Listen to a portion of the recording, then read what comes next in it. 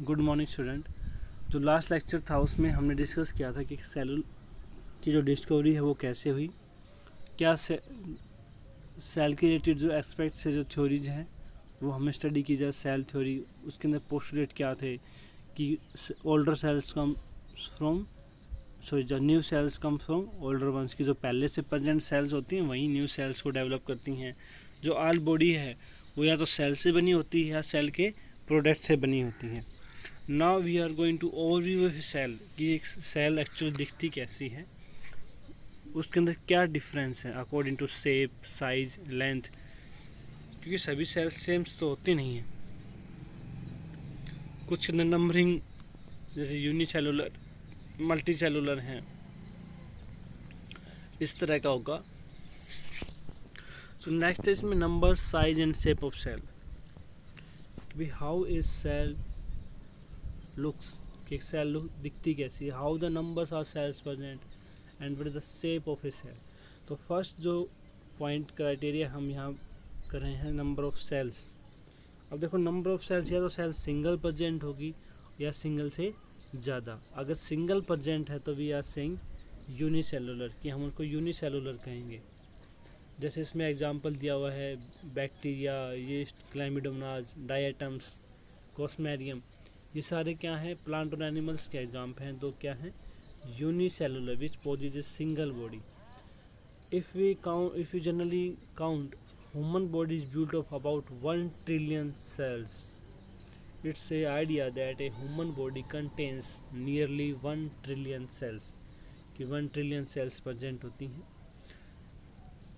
अब यहाँ देखो जो सिंगल सेल होती है, यूनिसेलुलर जो ऑर्गेनिज्म होते हैं, it's having a capability to independent existence, कि वो इंडिपेंडेंट एग्जिस्टेंस की कैपेबिलिटी रखती है, कि भले ही वो सिंगल हो लेकिन फिर भी उसका इंडिपेंडेंट एग्जिस्टेंस है और वो सभी बॉडी फंक्शन है उसको परफॉर्म करती हैं।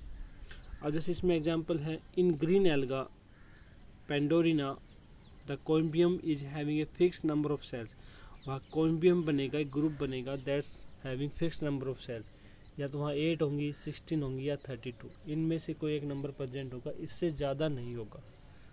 लेकिन फिर भी वहाँ जो सेल्स हैं वो अपने लाइफ प्रोसेस को इंडिपेंडेंटली एडजस्ट कर रही हैं। कुछ के अंदर कॉलोनी बनेगी, कॉलोनी का मतलब है ग्रुप ऑफ ऑर्गेनिजम्स, की वोल्वोक्स के अंदर है, नोस्टॉक के अंदर है। Many cells are enclose by a mucilaginous sheet, की एक कॉलोनी बनेगी, मल्टीपल जो सेल्स हैं वो एक जगह इकट्ठा हो जाएंगी और उसके बाद क्या होगा कि उसके बाहर एक म्यूसिलेज की कवरिंग आ जाएगी, और म्यूसिलेज की कवरिंग आने की वजह से क्या होगा कि इस फॉर्म से whole single structure of multiple organisms, कि वो ऑर्गेनिजम्स तो मल्टीपल हैं लेकिन स्ट्रक्चर क्या है,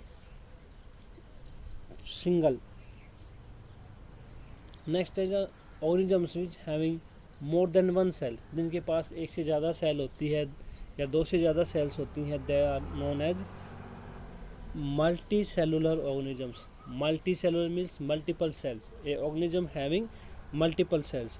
और मल्टीपल जो सेल्स प्रेजेंट होती हैं वो सभी, उनके अंदर डिफरेंस मिलेगा, वो अपने अपने फंक्शन को परफॉर्म करेंगी by the formation of tissue, organ system and a whole body. Cells are grouped into tissue, कि यहाँ पे जो सेल्स हैं वो क्या बनाएंगी, टिश्यू बनाएंगी, फिर organ system and then a whole body, organism की जो है वो बॉडी बनेगी। नेक्स्ट जो सेकंड एस्पेक्ट है वो है साइज, कि हमने पढ़ा कि नंबरिंग के बिहार पे यूनिसेलुलर ऑर्गेनिज्म होते हैं, मल्टी सेलुलर होते हैं।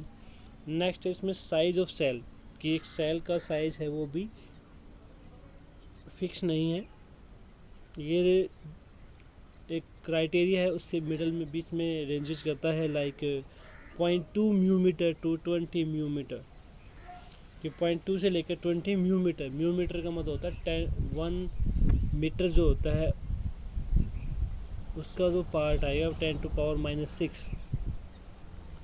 1 micrometre is equal to 1 into 10⁻⁻6 metre, यानी जो 1 मिलीमीटर होता है उसका भी 1000वां भाग।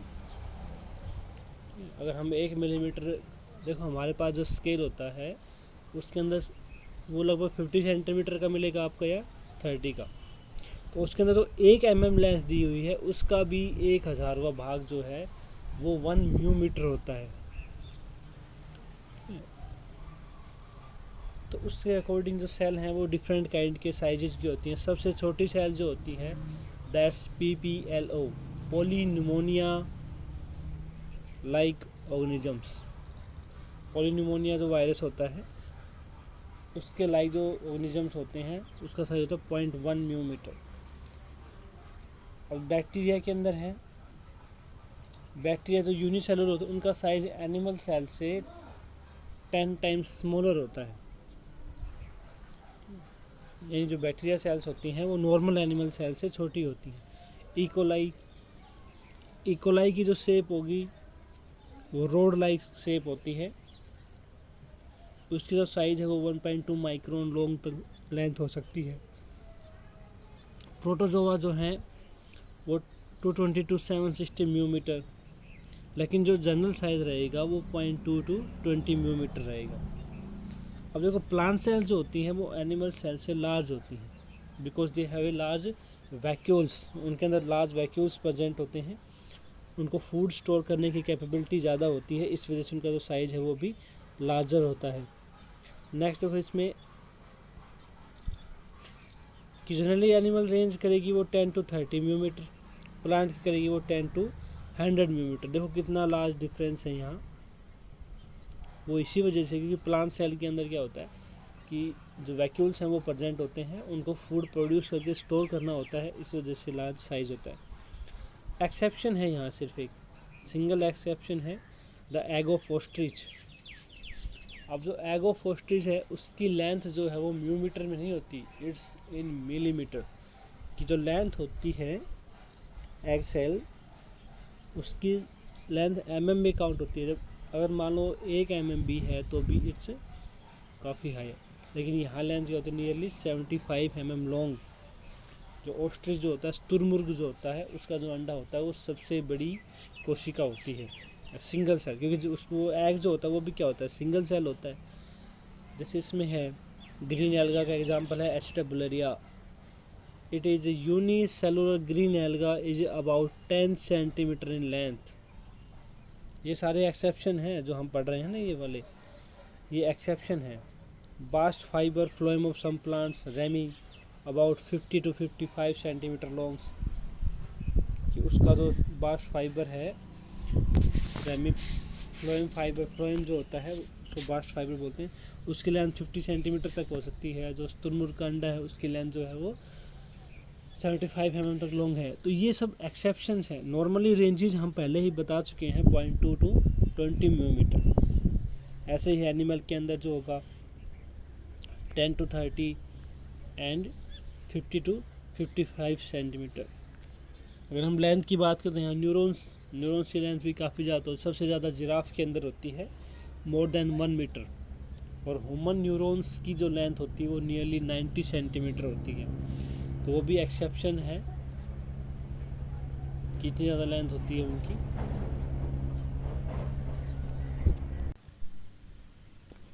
तो नेक्स्ट जो एक्सपेक्ट है दैट इज सेल शेप। अब सेल की जो शेप है वो भी लेंथ और साइज के अकॉर्डिंग फिक्स नहीं रहती है। ये एनिमल या ऑर्गेनिज्म टू ऑर्गेनिज्म ये वेरी करती है कि एक ऑर्गेनिज्म के अंदर डिफरेंट या एक स्पेशल टाइप है वो अपने स्पेशल फंक्शन के लिए खुद की शेप को मॉडिफाई करती है। The great variability in cell shape, it में spherical, polygonal, disc like, cuboidal, columnar, spindle, fibre, ये सभी फॉर्मेशन जो है वो सेल शेप को डिफाइन करती हैं। जनरली सेल्स आर स्फेरिकल, कुछ सेल्स जनरल हम देखेंगे स्ट्रक्चर वो स्फेरिकल होता है, लेकिन but in multicellular forms due to pressure become polyhedral.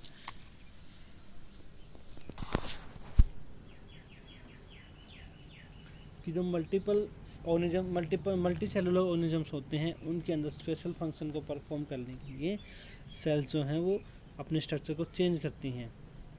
For example अगर हम न्यूरॉन की बात करें तो न्यूरॉन का जो सेलुलर स्ट्रक्चर है वो सिग्नल्स को कैरी करने के लिए है, तो वहाँ पे वो लेंथी स्ट्रक्चर होता है। फ्लोएम एंड जाइलम जो है वो ट्यूब लाइक स्ट्रक्चर प्रेजेंट होते हैं। तो इस तरह डिफरेंट फंक्शन है। जैसे अमीबा के अंदर है, सेल समटाइम्स चेंज से because of function of amoeba and leucocytes. अब जो अमोइबॉइड एक्शन है वो एक सिंगल सेल है, अमीबा भी जो है सिंगल सेल है, उसका भी शेप जो है फिक्स नहीं है, ठीक है ना। उसका जो स्ट्रक्चर है वो शेप है वो फिक्स नहीं होती है, वो अपने एनवायरनमेंट या अपने फूड को कैप्चर करने के लिए लगातार चेंज करता रहता है। ऐसे ल्यूकोसाइट्स हैं। वाइट एनिमल सेल्स जो होते हैं tend to have irregular shape, यहाँ भी कोई फिक्स शेप नहीं है। Plant cells are typically rectangular और क्यूब शेप। प्लांट सेल्स जो होती हैं वो टिपिकली क्या होती हैं, रेक्टेंगुलर मिलेंगी आपको या फिर क्यूब शेप मिलेंगी। और जो ये स्पेशल कंडीशन है, वहाँ पे जो सेल्स हैं वो अपने स्ट्रक्चर को चेंज करते हैं according to the function and the pressure.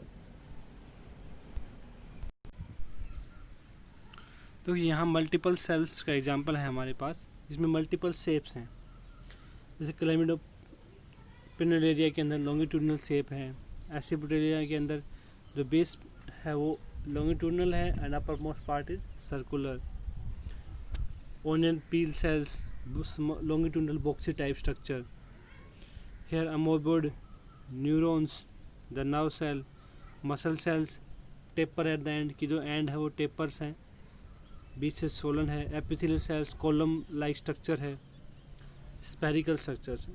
तो this is the example that multiple cells or multiple different kind of cells having a different kind of structure, कि सभी सेल्स का अपनी फंक्शन को परफॉर्म करने के लिए एक स्पेसिफिक स्ट्रक्चर को मेंटेन रखती हैं, कि जो सेल्स हैं वो एक स्पेसिफिक शेप को मेंटेन रखती हैं अपने फंक्शन को परफॉर्म करने के लिए। ओवरव्यू ऑफ सेल में क्या है कि हम सेल को डिफ्रेंशिएट करेंगे। हम यहाँ दो एग्जांपल लेते हैं। फर्स्ट है ओनियन पील का एंड सेकंड ह्यूमन चिक सेल्स। और दोनों में मेजर डिफरेंस क्या है कि onion peels, which is a typical plant cell, has a distinct cell wall on outer boundary and just within it the cell membrane, कि सबसे बाहर वाली बाउंड्री है सेल वाल, उसके बाद आएगी सेल मेम्ब्रेन। लेकिन जब हम बात करते हैं the cells of human cheek having an outer membrane at the delimiting structure of the cell, कि जो स्ट्रक्चर का जो सेल का स्ट्रक्चर है वो डिलिमिटिंग है, ओनली सिंगल मेम्ब्रेन प्रेजेंट है। Inside each cell is a dense membrane bound structure called nucleus, कि दोनों सेल्स के अंदर हमने देखा कि एक डेंस स्ट्रक्चर प्रेजेंट है जिसके बाहर एक मेम्ब्रेन है, दैट इज न्यूक्लियस। न्यूक्लियस जो है वो बेसिक क्राइटेरिया होता है सेल्स के टाइप को कैटेगरीफाई करने के लिए, कैटेगरी में डिवाइड करने के लिए, further prokaryote and eukaryotes. This nucleus contains the chromosomes which in turn contain the genetic material. Nucleus के अंदर क्या होगा, क्रोमोसोम होगा। और क्रोमोसोम किसके बना होता है, डीएनए का होता है। डीएनए कॉइल्ड होके क्रोमोसोम्स को फॉर्म करता है। Cells that have membrane bound nuclei, वो ऑर्गेनिजम्स या वो सेल्स जिनके अंदर न्यूक्लियाई है जो है वो मेम्ब्रेन बाउंडेड है, मतलब न्यूक्लियस है उसके बाहर एक मेम्ब्रेन है, that's known as eukaryotic.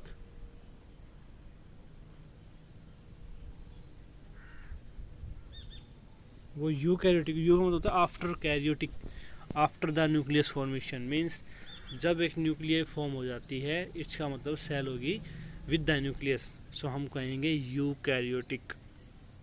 And the cells lack a membrane bound nucleus, जिसके पास एक न्यूक्लियस प्रेजेंट है लेकिन उसके बाद मेम्ब्रेन नहीं है, इसका मतलब क्या हुआ, वो membrane less nuclei, that's category 5 under prokaryote. In the both prokaryote and eukaryote cells a semi fluid matrix called cytoplasm occupy the volume of the cell.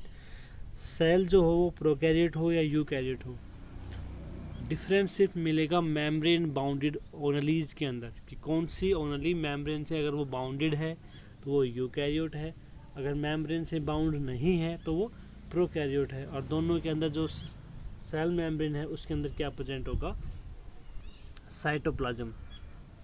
The cytoplasm is the main arena of the cellular activity in both plant and animals, कि जितनी भी cellular activity होंगी वो सब कहाँ होंगी, cytoplasm के अंदर। वेरियस केमिकल रिएक्शंस जो होंगी वो साइटोप्लाज्म के अंदर होंगी, और उसका रिजल्ट क्या होगा, to be keeping the cell alive, कि सेल को जिंदा रखने के लिए सारी जो प्रोसेस हैं वो परफॉर्म होते हैं। अब बिसाइड द न्यूक्लियस, न्यूक्लियस के अलावा भी क्या है कि eukaryotic cells have another membrane bounded distinct structure, कि देखो बेसिक डिफरेंस यही है कि जहाँ डबल मेम्ब्रेन प्रेजेंट होगी, डबल मेम्ब्रेन या कोई सेल का पार्ट है, पार्टिकल है, अगर वो मेम्ब्रेन से कवर है, साइटोप्लाज्म के साथ मिक्स नहीं है, तो वो होता है यूकैरियोटिक सेल। और जहाँ वो डायरेक्टली कॉन्टैक्ट में है साइटोप्लाज्म में, दैट इज प्रोकैरियोट सेल। जैसे इसमें है like ER, the endoplasmic reticulum, ये मेम्ब्रेन बाउंडेड है। गोल्जी कॉम्प्लेक्स बाउंडेड है, लाइसोसोम, माइटोकॉन्ड्रिया, माइटोकॉबॉडीज एंड वैक्यूल्स, ये सारी चीज़ें मेम्ब्रेन बाउंडेड है। माइटोकॉन्ड्रिया के अंदर भी डबल मेम्ब्रेन होती है, माइक्रोबॉडीज वैक्यूल्स के अंदर भी, लाइसोसोम्स के अंदर भी, लेकिन जो प्रोकैरियोट सेल्स होती हैं उनके अंदर ऐसा कुछ नहीं होता। प्रोकैरियोट सेल्स लैक सच मेम्ब्रेन बाउंड ऑर्गेनेलीज, उनके अंदर कोई भी मेम्ब्रेन बाउंड ऑर्गेनेली नहीं है। अब जो राइबोसोम्स होता है वो नॉन मेम्ब्रेन बाउंड ऑर्गेनेली होते हैं, लेकिन वो दोनों में प्रेजेंट होगा, क्योंकि इट्स द प्रोटीन फैक्ट्री। जो राइबोसोम होता है उसको प्रोटीन फैक्ट्री बोलते हैं। अगर राइबोसोम एब्सेंट होगा तो प्रोटीन फॉर्मेशन नहीं होगी और सेल का शेप एंड साइज फॉर्म नहीं होगा, यानी सेल की बॉडी नहीं बनेगी। Within the cell ribosomes are found not only in the cytoplasm, ऐसा नहीं कि राइबोसोम सिर्फ कहाँ प्रेजेंट होगा, साइटोप्लाज्म के अंदर। It also present with in the 2 organelles, जिनका अपना खुद का DNA होता है। फर्स्ट वो क्लोरोप्लास्ट के अंदर राइबोसोम्स प्रेजेंट होते हैं, एंड माइटोकॉन्ड्रिया, माइटोकॉन्ड्रिया का अपना खुद का DNA है, खुद का प्रोटीन बनाएगा। एंड रफ ER जो होता है एक ट्यूब्यूल फॉर्मेशन स्ट्रक्चर होता है, इस तरह के ट्यूब्यूल्स बने होते हैं, सॉरी इस तरह के स्ट्रक्चर प्रेजेंट होंगे वहाँ पर। अगर वो उनका सरफेस बिल्कुल फ्री है तो वो होते हैं स्मूथ ER। अगर वहाँ राइबोसोम्स बाइंड हो जाते हैं सरफेस के ऊपर तो उसको बोलते हैं रफ ER, यानी सरफेस जो है वो रफ हो गया, so known as rough ER। Animal cell contains another membrane bound organelle called centrosome which help in the cell division. और फर्दर ये जो cell different size, shape and activity की हम ऑलरेडी डिस्कस कर चुके हैं। देखो यहाँ फिर से एग्जांपल है रेड ब्लड सेल्स का, राउंड एंड बाइकॉनकेव। ये वाइट ब्लड अमोइबो टाइप की फिक्स शेप नहीं है। जैसे ही फॉरेन पार्टिकल जो एंटीजन जो आएगा उसके अकॉर्डिंग अपने स्ट्रक्चर को चेंज कर लेती हैं। कोलुमनर एपिथेलियल जो हमारी डर्मिस के अंदर प्रेजेंट होंगी, स्किन के अंदर प्रेजेंट होती हैं, लॉन्ग एंड नैरो। ये नैरो सेल है, ब्रांच्ड एंड लॉन्ग। ये elongated shape for the conduction of water into xylem. ये मेसोफिल्स हैं, round and oval mesophylls. So these all are the different shape and size of the cells. Now in the next lecture we will discuss about the type of cells. First the prokaryotic cell and then the eukaryotic cell. जो general criteria है वो हमने पहले ही पढ़ लिया है कि जो प्रोकैरियोट सेल्स होते हैं उसका मतलब prokaryotic means before the nucleus, कि स्पेसिफिक न्यूक्लियस बनने से पहले जो सेल स्ट्रक्चर्स हैं वो सारे किस में इंक्लूड होंगे, प्रोकैरियोट्स के अंदर। और जिनका अपना खुद का न्यूक्लियस होता है वो सभी काउंट होंगे या उनको हम क्लासिफाई करेंगे अंडर यूकैरियोट्स। अब हम नेक्स्ट लेक्चर में क्या करेंगे, प्रोकैरियोट और यूकैरियोट दोनों का जो स्ट्रक्चर है उसको स्टडी करेंगे, उनके बीच में क्या डिफरेंस है, क्या सिमिलरिटी है, वो सभी हम डिस्कस करेंगे।